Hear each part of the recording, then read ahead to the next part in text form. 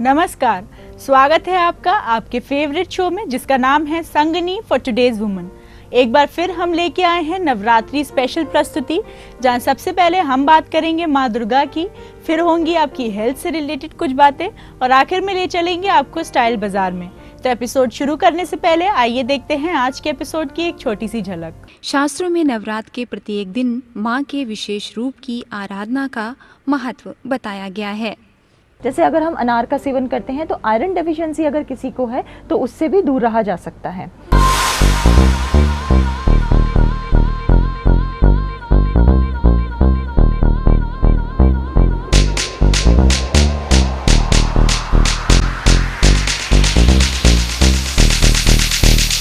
माँ के हैं विशेष 9 रूप जिन्हें हम इन 9 दिनों में पूजते हैं।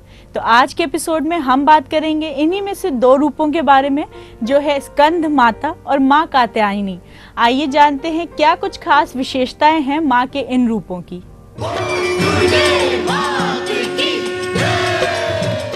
सर्व मंगल मांगल्ये शिवे सर्वार्थ साधिके शरण्ये त्र्यंबके गौरी नारायणी नमस्तुते। यानी नारायणी आप सभी प्रकार का मंगल प्रदान करने वाली मंगलमयी हो, कल्याणदायिनी शिवा हो, सब पुरुषार्थों को सिद्ध करने वाली शरणागत वत्सल 3 नेत्रों वाली और गौरी हो, आपको नमस्कार है। भक्तों पर कृपा बरसाने वाली ऐसी देवी माँ की स्तुति नवरात्रि में और भी कल्याणकारी होती है। इसीलिए शास्त्रों में नवरात्र के प्रत्येक दिन माँ के विशेष रूप की आराधना का महत्व बताया गया है। नवरात्रि का 5वां दिन स्कंद माता की उपासना का दिन होता है। मोक्ष के द्वार खोलने वाली स्कंद माता परम सुखदायी हैं और अपने भक्तों की सभी इच्छाओं की पूर्ति करती हैं। इस देवी की 4 भुजाएं हैं। ये दाईं तरफ की ऊपर वाली भुजा से स्कंद को गोद में पकड़े हुए है और इनके नीचे वाली भुजा में कमल का पुष्प है। देवी के बाईं तरफ ऊपर वाली भुजा में वरद मुद्रा में है और नीचे वाली भुजा में कमल पुष्प है। पहाड़ों पर रहकर सांसारिक जीवों में नवचेतना का निर्माण करने वाली स्कंद माता की कृपा से मूर्ख भी ज्ञानी हो जाता है। स्कंद कुमार कार्तिकेय की माता के कारण इन्हें स्कंद माता नाम से पुकारा गया है। देवी के विग्रह में भगवान स्कंद बाल रूप में इनकी गोद में विराजमान हैं। माँ स्कंद माता का वर्ण एकदम शुभ्र है और इनका वाहन सिंह है। कमल के आसन पर विराजमान होने के कारण इन्हें पद्मासना भी कहा जाता है। शास्त्रों के मुताबिक स्कंद माता की आराधना से भक्तों को मोक्ष मिलता है। सूर्य मंडल की अधिष्ठात्री देवी होने के कारण इनका उपासक अलौकिक तेज और कांतिमय हो जाता है। इसीलिए मन को एकाग्र रखकर और पवित्र रखकर इस देवी की आराधना करने वाले कमल के आसन पर विराजमान होने के कारण इन्हें पद्मासना भी कहा जाता है। शास्त्रों के मुताबिक स्कंद माता की आराधना से भक्तों को मोक्ष मिलता है। सूर्य मंडल की अधिष्ठात्री देवी होने के कारण इनका उपासक अलौकिक तेज और कांतिमय हो जाता है। इसलिए मन को एकाग्र रखकर और पवित्र रखकर इस देवी की आराधना करने वाले साधक को भव सागर पार करने में कठिनाई नहीं आती है। माँ स्कंद माता की स्तुति या देवी सर्वभूतेषु मातृ रूपेण संस्थिता नमस्तस्ये नमस्तस्ये नमस्तस्ये नमो नमः। सिंहसन गता नित्यम पद्माश्रित करद्या शुभदास्तु सदा देवी स्कंद माता यशस्विनी मंत्र से कराना कल्याणकारी माना गया है। देवी पुराण के मुताबिक स्कंद माता की पूजा से मोक्ष का मार्ग सुलभ होता है। ये देवी विद्वानों और सेवकों को पैदा करने वाली शक्ति हैं, यानी चेतना का निर्माण करने वाली। कहते हैं कालिदास द्वारा रचित रघुवंशम महाकाव्य और मेघदूत रचनाएं स्कंद माता की कृपा से ही संभव हुई।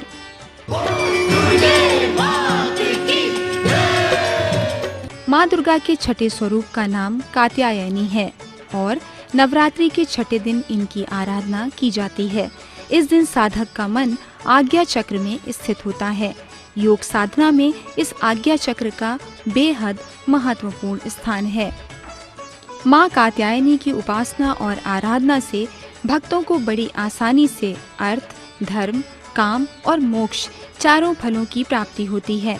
उनके रोग, शोक, संताप और भय नष्ट हो जाते हैं। माँ कात्यायनी की पूजा अर्चना जन्मों के सभी पाप नष्ट करने वाली मानी गई है। देवी पुराण के मुताबिक कात्य गोत्र में विश्व प्रसिद्ध महर्षि कात्यायन ने भगवती पराम्बा की उपासना और कठिन तपस्या की। उनकी इच्छा थी कि उन्हें पुत्री प्राप्ति हो। माँ भगवती ने उनके घर पुत्री के रूप में जन्म लिया, इसलिए ये देवी कात्यायनी कहलाई। इनका गुण शोध कार्य है, इसीलिए इस वैज्ञानिक युग में कात्यायनी का महत्व बेहद अधिक हो जाता है। माँ कात्यायनी की कृपा से ही सारे कार्य पूरे हो जाते हैं। शास्त्रों के मुताबिक ये वैद्यनाथ नामक स्थान पर प्रकट होकर पूजी गईं। माँ कात्यायनी अमोघ फलदायिनी है। भगवान कृष्ण को पति रूप में पाने के लिए ब्रज की गोपियों ने इन्हीं की पूजा की थी।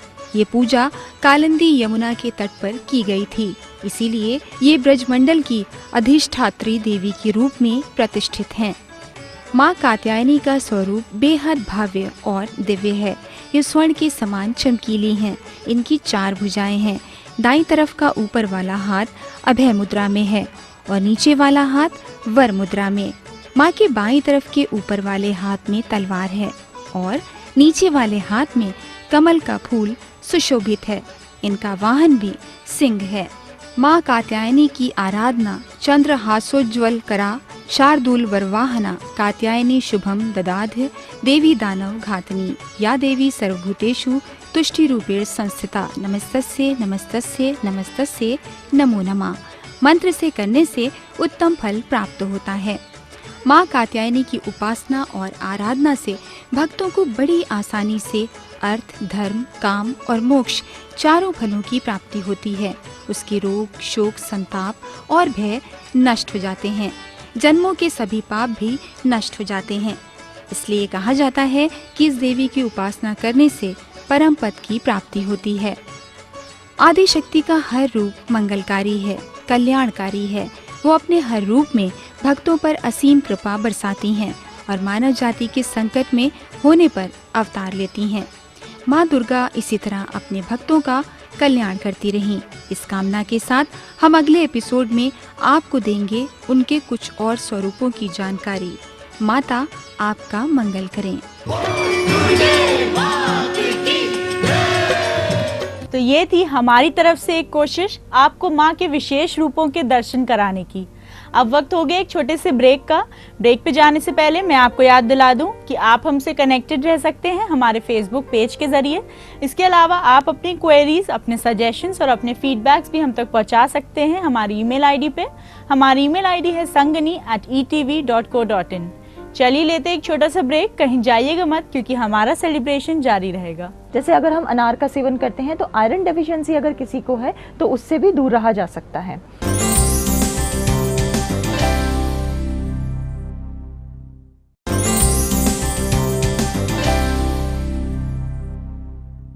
Welcome back after the break. आप देख रहे हैं संगनी में नवरात्रि स्पेशल। जैसे कि हम सबको पता है कि नवरात्रि में हम व्रत रखते हैं और इसके ज़रिए हम माँ को दिखाते हैं कि हम उनसे कितना प्यार करते हैं। तो कुछ लोग रखते हैं 9 दिन के व्रत और कुछ रखते हैं 1-2 दिन के व्रत। तो इन्हीं व्रत में आप अपने हेल्थ का कैसे ख्याल रखें, इस बात का ख्याल हमने ज़रूर रखा है। इसीलिए हम आपके लिए लेके आए हैं ऐसी कुछ हेल्थ टिप्स जिनके जरिए आप व्रत में भी अपनी हेल्थ को अच्छे फॉर्म में मेंटेन कर पाएंगी। इस बारे में बात करने के लिए आज हमारे साथ स्टूडियो में मौजूद हैं doctor Surbhi Jain. Welcome to the show doctor. Thank you. Doctor, हम सेलिब्रेट कर रहे हैं नवरात्रि अपने दर्शकों के साथ। हमें पता है नवरात्रि में सब व्रत रखते हैं, तो सबसे पहला सवाल जो मैं आपसे पूछना चाह रही हूँ कि व्रत रखना क्या सेहत के लिए लाभदायक हो सकता है? ये बिल्कुल, अगर व्रत एक तरीके से रखा जाए और हम अपने खाने पीने का पूरा ध्यान रखें तो व्रत हमारी बॉडी के लिए बहुत अच्छा रहेगा। जैसे मैंने बोला कि खाने पीने का पूरा ध्यान रखा जाए, उससे मेरा मतलब ये है कि हमारी बॉडी को किसी भी तरीके की डेफिशिएंसी ना हो।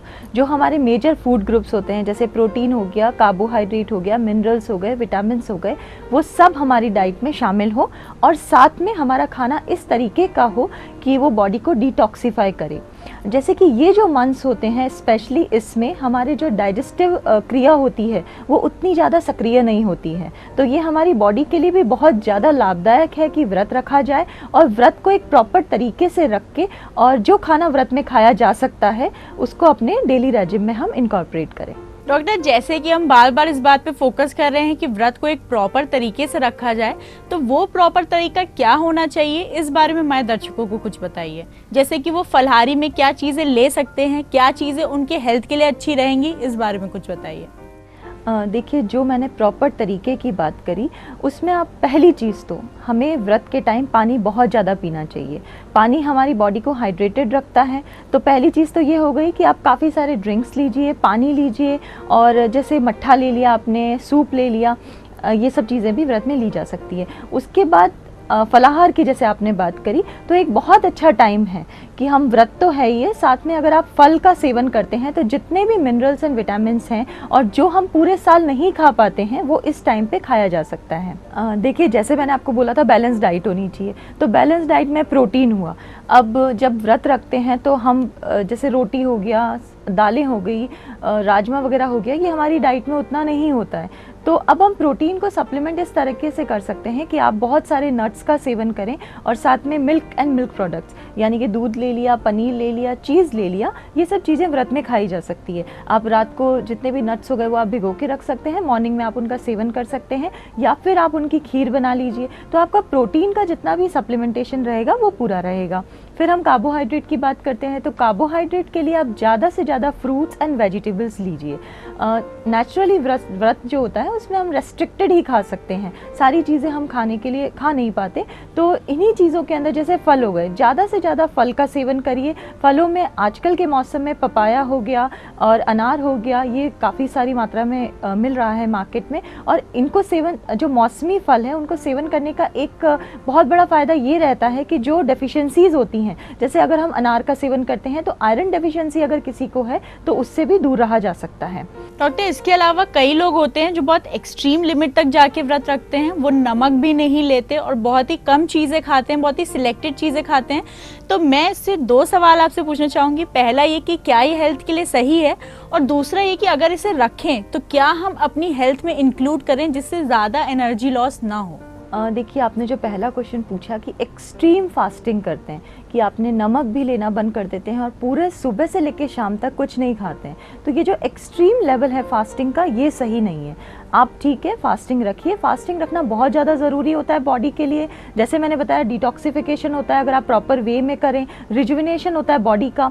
पर अगर आप एक्सट्रीमली करते हैं, नमक भी बंद कर देते हैं 9 दिन के लिए, तो जिन लोगों को डायबिटीज़ है या जिन लोगों को हाइपरटेंशन की दिक्कत है, उन लोगों के लिए स्पेशली ये सही नहीं होगा।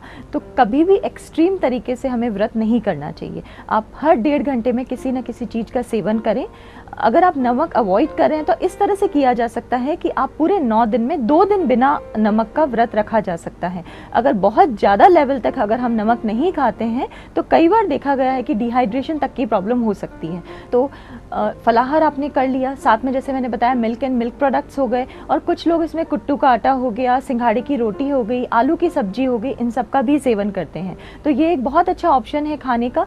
दूसरी चीज़ जिसके बारे में जो बहुत ही न्यूट्रिशियस प्रोडक्ट है और हमारी सबकी किचन में मिलता है, वो है साबूदाना। इसके अंदर हाई कार्बोहाइड्रेट होता है एंड फाइबर कंटेंट बहुत ज़्यादा होता है। तो आप किसी भी फॉर्म में, चाहे साबूदाने की खिचड़ी हो गई या साबूदाने की खीर हो गई, इसको कम से कम एक बार अपने डेली रेजिम में शामिल करिए। और जो दूसरी चीज़ है वो है केला और दूध। अगर आप इसका कॉम्बिनेशन मॉर्निंग ब्रेकफास्ट में लेते हैं तो प्रोटीन एंड कार्बोहाइड्रेट का एक ऑप्टिमम मिक्सचर आपको मिलता है, और इस ऑप्टिमम मिक्सचर से पूरे दिन की जो एनर्जी होती है वो पूरी रहती है और आपको वीकनेस की फीलिंग नहीं आएगी। डॉक्टर, हमने खास तौर पे देखा है नवरात्रि के सीजन में लोग व्रत एक पूजा भाव से तो रखते ही हैं, उसके साथ साथ वो ये सोचते हैं कि 9 दिन व्रत रखेंगे तो वेट लॉस करने में काफ़ी आसानी हो जाएगी। तो क्या 9 दिन व्रत रखने से और फलाहारी लेने से क्या वेट लॉस के उतने रिजल्ट्स दिख सकते हैं अच्छे? और अगर दिख रहे हैं, लोग बहुत ज़्यादा फोकस्ड हैं वेट लॉस करने के लिए, तो वो क्या क्या इंक्लूड करें डाइट में? बिल्कुल सही बात कही आपने। ज़्यादातर लोग आजकल, बिल्कुल सही बात है, स्पिरिचुअल तो होते ही हैं और साथ में ये भी उनके दिमाग में कहीं ना कहीं चलता है कि एक वेट लॉस का भी एक माध्यम है। जो लोग वेट लॉस के बारे में सोच रहे हैं, ज़्यादा से ज़्यादा फल रखें अपने खाने में, और जो लो कैलोरी स्नैक्स हो गए, जैसे लो कैलोरी स्नैक्स में अगेन हम मिल्क ले सकते हैं, लो फैट मिल्क ले सकते हैं, आप कर्ड ले सकते हो। और अगर आपको स्नैकिंग बहुत ज़्यादा भूख लग रही है, या कई बार ऐसा होता है कि इन दिनों में आपको मीठा खाने की क्रेविंग होती है, तो अगर आपको मीठा खाने की क्रेविंग हो रही है तो आप एक एप्पल और कर्ड के साथ ले सकते हैं, आप बनाना कर्ड के साथ ले सकते हैं, तो उस क्रेविंग को भी ये कम करता है। और अगर आप वेट लॉस को लेके और ज़्यादा फोकस्ड हैं तो कोशिश करिए कि मिनिमम 15 मिनट्स की वॉक आपके डेली रेजिम में रहे। और इसके साथ साथ मैंने कई बार देखा है कि जो फास्टिंग के अंदर लोग आलू का प्रयोग बहुत ज़्यादा करते हैं, तो कोशिश करिए कि आलू का प्रयोग उतना ज़्यादा ना हो, और फ्राइड प्रोडक्ट्स जितने भी होते हैं इनसे आप बिल्कुल दूर रहें। डॉक्टर, इसके अलावा नवरात्रि की फास्टिंग के दौरान जो हमने खास तौर पे देखा है कि लोग चाय बहुत ज़्यादा पीते हैं, तो चाय सेहत के लिए हमें सबको पता है कि इतनी अच्छी नहीं होती, तो उसके ऑल्टरनेट करके हम क्या ऐसी ड्रिंक्स ले सकते हैं जो हम घर में बनाएं और वो बहुत हेल्दी हो हमारे लिए? आपने बिल्कुल सही बात पूछी। ज़्यादातर लोग क्या करते हैं, खाना नहीं खाते हैं और चाय पे उनका ध्यान ज़्यादा होता है, तो इसका एक सबसे बड़ा नुकसान होता है एसिडिटी। नवरात्रि में तो ज़्यादातर प्रॉब्लम जो लोग फेस करते हैं वो होती है एसिडिटी की, और एसिडिटी भी उन लोगों को ज़्यादा होती है जो चाय का सेवन ज़्यादा करते हैं। तो कोशिश करिए कि आप चाय को अपनी या तो ग्रीन टी से रिप्लेस करें, और अगर ग्रीन टी आपको पसंद नहीं है, जैसे मिल्क और मिल्क प्रोडक्ट्स हो गए, आपने बटर मिल्क ले लिया, या फिर आपने मिल्क शेक ले लिया, या किसी भी फ्रूट के साथ आपने मिल्क डाल के और उसका शेक बना लिया, तो ये जो चीज़ है ये हेल्दी भी होगी, आपको फ्रूट्स एंड मिल्क के बेनिफिट भी मिलेंगे और आपको एसिडिटी से भी बचा के रखेंगे। डॉक्टर, इसके अलावा कुछ टिप्स जो आप हमारे दर्शकों को देना चाहें जो इस नवरात्रि सीजन में वो फॉलो करें? देखिए, पहली जो सबसे इम्पॉर्टेंट चीज़ है वो ये है कि आप अपनी मेडिकल कंडीशन को समझें। अगर आपको किसी भी तरह की डिजीज़ है, ज़्यादातर जैसे डायबिटीज़ हो गया, तो उसको ध्यान में रखते हुए फिर फास्टिंग करें। ऐसा बिल्कुल मत करिए कि आप बहुत ज़्यादा टाइम तक भूखे रहें। अगर आप बहुत ज़्यादा टाइम तक भूखे रहेंगे तो एसिडिटी का खतरा बहुत ज़्यादा बढ़ जाता है। दूसरी चीज़, एक नवरात्रि जो है ये एक बहुत अच्छा माध्यम है डिटॉक्सिफिकेशन का, चाहे वो फिजिकल हो, चाहे वो मेंटल हो, चाहे वो स्पिरिचुअल हो। तो कोशिश करें कि अपनी जो डाइट है वो बिल्कुल हल्की रखें, आप 1.5 घंटे में खाना खाइए और धार्मिक प्रवृत्ति के साथ इस व्रत को निभाएं। Thank you so much doctor, हमारे साथ नवरात्रि सेलिब्रेट करने के लिए। Thank you. तो ये थी हमारी तरफ से हमारी डॉक्टर की सलाह, जिसे अपनाकर आप नवरात्रि की फास्टिंग के दौरान भी अपनी हेल्थ का पूरा ख्याल रख सकते हैं। अब वक्त हो गया एक छोटे से ब्रेक का। ब्रेक पे जाने से पहले मैं एक बार फिर आपको याद दिला दूं कि आप हमसे कनेक्टेड रह सकते हैं हमारे फेसबुक पेज के जरिए। इसके अलावा आप अपनी क्वेरीज, अपने सजेशंस और अपने फीडबैक्स भी हम तक पहुंचा सकते हैं हमारी ईमेल आईडी पे। हमारी ईमेल आईडी है sangani@etv.co.in। तो चलिए लेते हैं एक छोटा सा ब्रेक। कहीं जाइएगा मत, क्योंकि स्टाइल बाजार में हम सिखाने वाले हैं आपको कुछ स्टाइल टिप्स।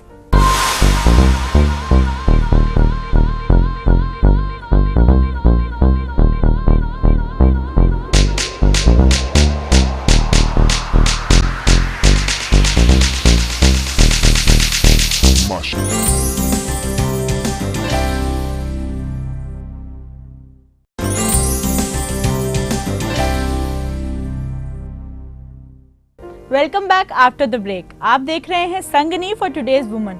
अब हम आपको ले चलते हैं स्टाइल बाजार की ओर, जहां हम आपको सिखाएंगे स्टाइलिश रहने के कुछ तरीके। तो आइए देखते हैं क्या है कुछ खास आपके लिए हमारे आज के स्टाइल बाजार सेगमेंट में।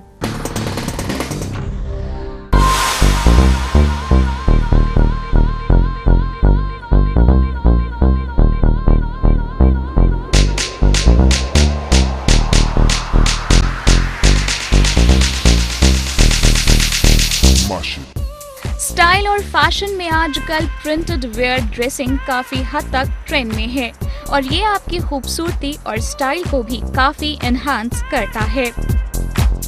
आज इस स्पेशल सेगमेंट में हम आपको स्टाइलिश डिजिटल पैंट्स के स्टाइल से रूबरू कराएंगे। ये पहनकर आप काफी गॉर्जियस भी दिखेंगी। डिजिटल प्रिंट वाले आउटफिट इन दिनों यंगस्टर्स में काफी पॉपुलर हो रहे हैं। इसकी खास वजह ये है कि ब्राइट कलर के ये आउटफिट्स न्यू लुक और स्टाइलिश लुक देते हैं। डिजिटल प्रिंट की ड्रेसिंग इंडियन आउटफिट की भीड़ में अलग ही नजर आते हैं, इसलिए आप इस ट्रेंडी एंड स्टाइलिश आउटफिट का स्टाइल जरूर कैरी करें। डिजिटल प्रिंट्स के कुर्ते के साथ आप लेगिंग ट्राई करें, ये आपको काफी सूट करेगी। डिजिटल प्रिंट में आपको कई स्टाइल के प्रिंट देखने को मिलेंगे, ये आपके लुक को काफी इफेक्टिव बना देंगे। और आप गॉर्जियस गर्ल बन जाएंगी। आप डिजिटल प्रिंट्स की लॉन्ग कुर्ती ट्राई करें। अगर आपकी हाइट अच्छी है तो ये आपको एक परफेक्ट लुक देती है। अगर आप चाहें तो डिजिटल प्रिंट की शॉर्ट कुर्ती भी ट्राई कर सकती हैं। रिप्ड जीन्स के साथ ये भी आपको काफी सूट करेगा। आप इन आउटफिट्स में काफी कलरफुल नजर आएंगी, इसलिए आप इन्हें अपने वार्डरोब में जरूर ऐड करें। अगर आप बहुत सारे कलर्स के सिलेक्शन से बचना चाहती हैं, तो आप ब्लैक एंड व्हाइट कलर के डिजिटल प्रिंट की ड्रेसिंग ट्राई करें। ये आपको काफी सूट करेगा। आप डिजिटल प्रिंट में वेस्टर्न वेयर भी कैरी कर सकती हैं। ये आपको मार्केट में काफी आसानी से मिल जाएगा और आप इसे अपने कंफर्ट जोन में भी रख सकती हैं। आप ड्रेसिंग के सिलेक्शन के साथ साथ अपने फुटवेयर का भी काफी सोच समझ के सिलेक्शन करती हैं। तो आप डिजिटल प्रिंट स्टाइल के साथ बेली ट्राई कर सकती हैं। ये आपको काफी स्टाइलिश लुक देगा। आप लॉन्ग कुर्ती के साथ हील्स ट्राई करें। ये आपको लॉन्ग कुर्ती के साथ काफी परफेक्ट लुक देगा। आप इस ड्रेसिंग के साथ अपना परफेक्ट हेयर कट ले सकती हैं। आप इसके साथ लाइट मेकअप करेंगी तो भी आप काफी खूबसूरत नजर आएंगी। आप डिजिटल प्रिंट ड्रेसिंग के साथ लाइट एक्सेसरीज ट्राई करें, जैसे रिस्ट वॉच, लाइट ब्रेसलेट और सिंपल इयररिंग्स। ये आपको सिंपल एंड सोबर लुक देगा।